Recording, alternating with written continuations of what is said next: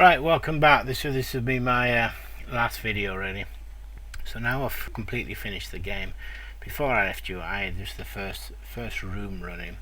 Now I've slightly changed it from what you saw in the first video, but this is what it looks like. Everything is as it was. So that's the first room.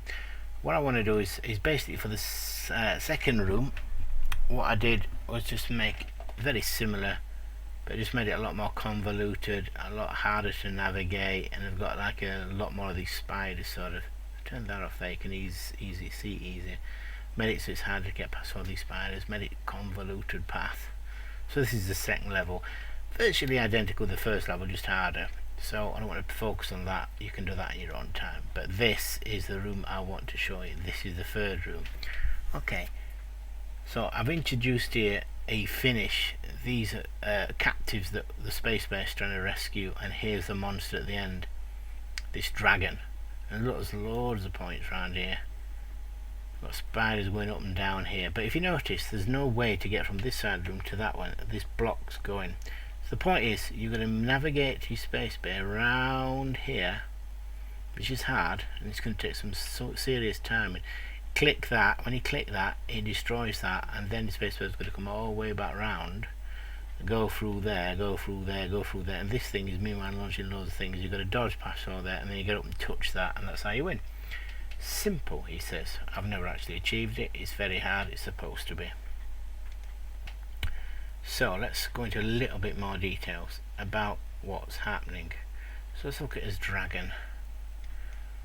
Okay, so when he's created, he goes left and right speed 2, fairly standard stuff.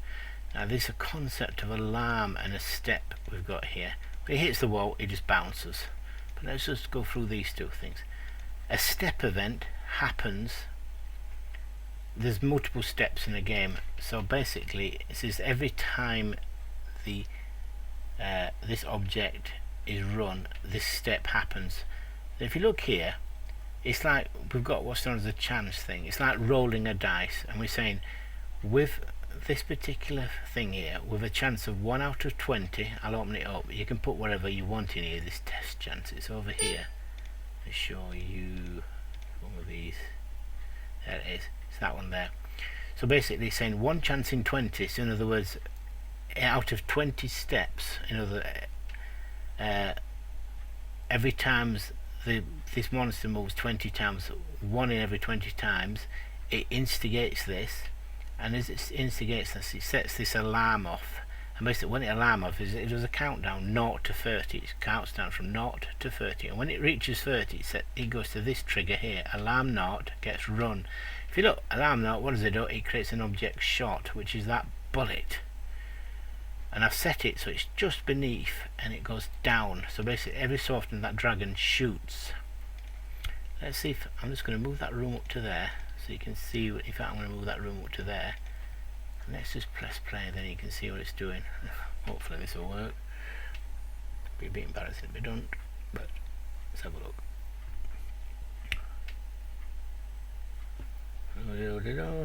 So let's just go through it all.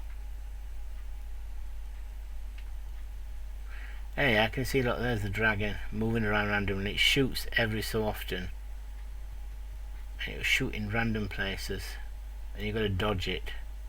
It's moving quite quick actually. I could change that thing.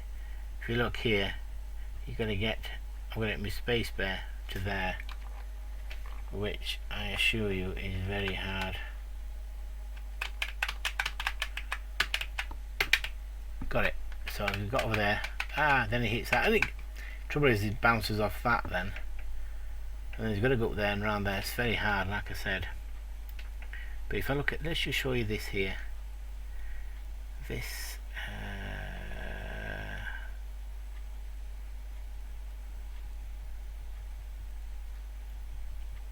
where is it? Trigger. If the trigger comes out, it destroys the instance. Look, it destroys object block. You notice that I was saying earlier that you've got to be careful about this, but this is a perfect example how to use it. So when the me touches the trigger, which is that button there, it destroys the block, which is this thing here, which is that big horrible block. That block, by the way, doesn't have anything in there. It's just a big block. It's solid. So you bounce off it normally, but that trigger gets rid of that, but you've got to get to that to do it.